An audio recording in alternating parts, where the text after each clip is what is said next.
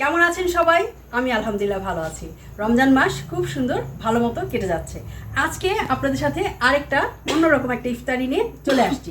সেদিন গোয়ার ইফতারিটা অনেকেই বলছেন খুব ভালো হয়েছে, সবার কাছে খুব ভালো লাগছে, আমার কাছেও খুব ভালো লাগছে। আসলে প্রত্যেক দিন ভাজাভুজি না খেয়ে যদি আমরা এক এক দিন এক একটা খাই, যেমন সকালে নাস্তায় আমরা যে ইফতারি নাস্তাগুলো করি সেগুলোই যদি আমরা ইফতারিতে নিয়ে আসি তাহলে কিন্তু বেস্ট হয়, তাই না? তো সেই পরিপ্রেক্ষিতে আজকে থাকছে পরোটা। এই দেখেন পরোটাটা কত সুন্দর করে ভাজা হয়েছে। এটা আমার বান্ধবী ভাজছে। তার ভাজা খুব সুন্দর। ওকে, খুব সুন্দর করে ভাজছে। এটা হচ্ছে পরোটা, আর সাথে থাকছে হচ্ছে ঝুড়া গোস।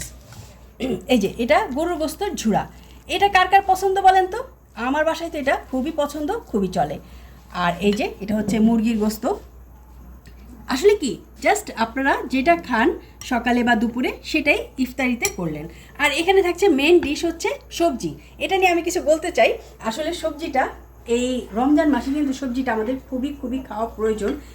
তা না হলে কিন্তু আমাদের টয়লেট ক্লিয়ার হয় না, অনেক সময় টয়লেট আটকায় যায়, অনেক সমস্যা হয়। তাই পেট পরিষ্কার করার জন্য যেমন দই জাতীয় জিনিস খাওয়া প্রয়োজন, ঠিক তেমনি সবজিও খাওয়া প্রয়োজন।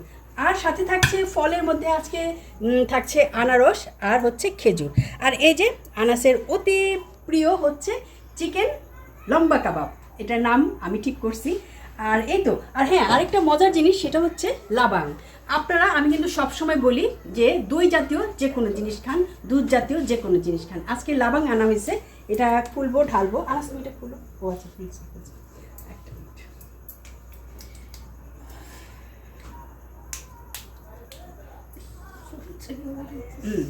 এই যে দেখি কেমন হয়। মাশাআল্লাহ, খুব খুব স্বাদ হবে। ওয়াও, দেখতে কিন্তু খুব লোভনীয় লাগতেছে, তাই না? আমি বাকিগুলো পরে ঢালবো। আর আরেকটা জিনিস আপনাদের সাথে দেখাই। এই যে আপনাদের ভাইয়া খাইতে চাইছিল রসগোল্লা, তার জন্য রসগোল্লা আনছে। এই যে দেখেন রসগোল্লাগুলো কিন্তু খুব টেস্ট আর খুবই একদম টাটকা বোঝাই যাইতেছে। আর এই যে রোজার মাসে কিন্তু দইটা প্রচুর পরিমাণে খাওয়া হয়।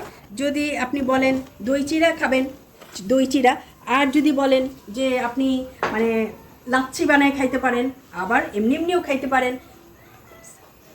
যে কোনো সময় যে কোনোভাবে আপনার দইটা লাগবেই লাগে।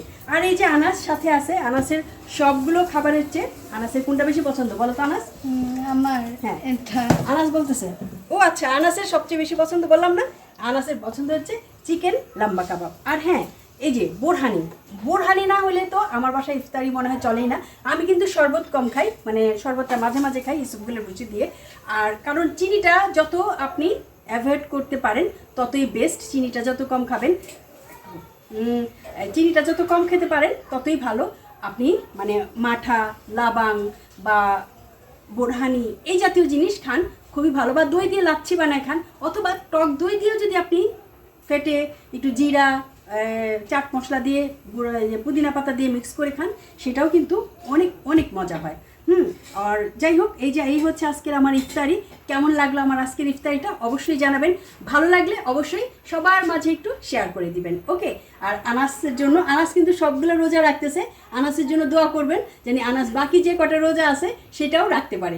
আল্লাহ হাফেজ আজকের মতো।